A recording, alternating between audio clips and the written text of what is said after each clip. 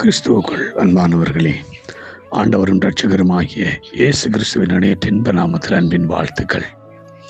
நாம் தொடர்ச்சியாக நாம் குழந்தைகளா, வளர்ந்தவர்களா, நாம் குழந்தைகளாகவே இருக்க வேண்டுமா அல்லது நாம் வளர்ந்து முதிர்ச்சி அடைய வேண்டுமா என்பதை குறித்து தான் நாங்கள் தியானித்து வருகிறோம். நேற்றைய தினத்தில் பார்த்தோம், நாங்கள் எப்பொழுதும் தேறினவர்களாக, புத்தியில் தேறினவர்களாய் உச்ச நிலை அடைய வேண்டும் என்பதை குறித்து நாங்கள் பார்த்தோம். இன்றைய நாளை நாங்கள் பார்க்க போகிற காரியம் எபேசியர் 4:11 சொல்லுகிறது, மேலும் நாம் அனைவரும் தேவனுடைய குமாரனை பற்றி விசுவாசத்தினாலும் அறிவிலும் ஒருமைப்பட்டவர்களாகி கிறிஸ்துவனுடைய நிறைவான வளர்ச்சியின் அளவுக்கு பூரண புருஷராகும் வரைக்கும்.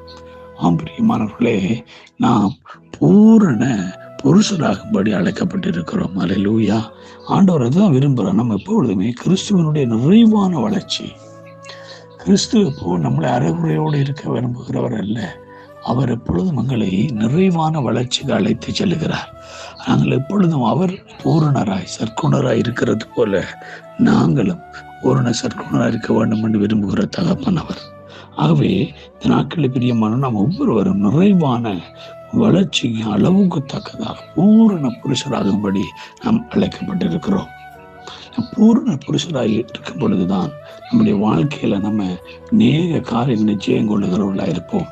யாக்கோபு சொல்லுகிறான் பூரண புருஷரை குறித்து. யாக்கோபு சொல்லும் பொழுது 3:2 நாம் எல்லோரும் அநேக விஷயங்களை தவறுகிறோம். ஒருவன் சொல் தவறாதவனானால் அவன் பூரண புருஷன் சொல்லிக்கொள்ள பாருங்க. அப்ப ஒரு பூரண புருஷனாகனா என்ன நடக்கும்டா, அவன் சொல் தவறாதவனாக இருக்கிறான். சொல்லுகிறதை செய்கிறவனாக, செய்கிறதை சொல்லுகிறவனாக இருப்பான்.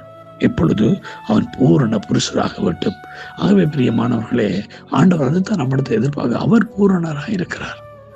அந்த நிலைக்கு நாங்க வரணுமா? ஆகவே நம்ம எப்பொழுதுமே பூரண புருஷராகும் வரை எங்களை நாங்கள் அர்ப்பணிக்க வேண்டும். நாங்கள் அதுக்கு அந்த வளர்ச்சிக்கு நேராக எங்களை கொண்டு செல்ல வேண்டும். பூரண புருஷராக வேண்டும் என்பது அவருடைய சித்தமாக இருக்கிறபடி அதுக்குரிய வழிகளையும் வளங்களையும் அவர் ஏற்படுத்தி வைத்திருக்கிறபடினாலும் நாம் எப்பொழுதுமே அந்த பூரணமான நிலைக்கு செல்வதற்கு நாம் முயற்சி எடுக்க வேண்டும். ஏனென்றால் அங்கே சொல்லப்படுகிறது 1 கொரிந்தியர் 16 13 விழித்திருங்கள், விசுவாசத்தில் நிலைத்திருங்கள், புருஷராயிருங்கள், திடன் கொள்ளுங்கள் என்று சொல்லப்படுகிறான். பிரியமானவர்களே, நாம் புருஷராயிருக்கணும். பூரண புருஷராய் திடன் கொண்டு இருக்கும்படிக்கு, விழித்திருக்கும்படிக்கு எங்களுக்கு எல்லாம் என்ன வேணுமெண்டா, நாங்கள் பலவீனமானவர்களாக இருந்து கொண்டு, பலவீனமானவர்களாக நாம் வளர்ந்து கொண்டு எதையும் சாதிக்க முடியாது. அப்போ நம்ம பலவீனர்கள் அற்ற ஒரு பூரண புருஷராய் மாற வேண்டும். ஆமென். ஒரு பெர்ஃபெக்டான ஒரு நிறைவான வளர்ச்சி ஆண்டு நம்மளுக்கு எதிர்பார்க்க, நிறைவான வளர்ச்சிக்கு தக்கதான பூரண புருஷர். அப்ப நம்முடைய வாழ்க்கையில ஆண்டவருடைய எதிர்பார்ப்பை நம்ம நிறைவேற்றி நாம் எப்பொழுது பூரண புருஷராக இருக்க வேண்டும் என்றுதான் அவருடைய விருப்பமும் அவருடைய சித்தமும் அவருடைய வாஞ்சியமாக இருக்கிறபடினால இந்த நாட்களில் நம்ம சற்று சிந்திப்போம். பிரியமானவர்களே, இன்றைக்கு நாம் குழந்தைகளாக இருக்கிறோமா? குழந்தைகளை போல சிந்திக்கிறோம், குழந்தைகளை போல நடக்கிறோம், குழந்தைகளை போல பாலை உண்கிறவர்களாக இருக்கிறோமா? இல்லை. நாம் பலமான ஆகாரத்தை உண்டு.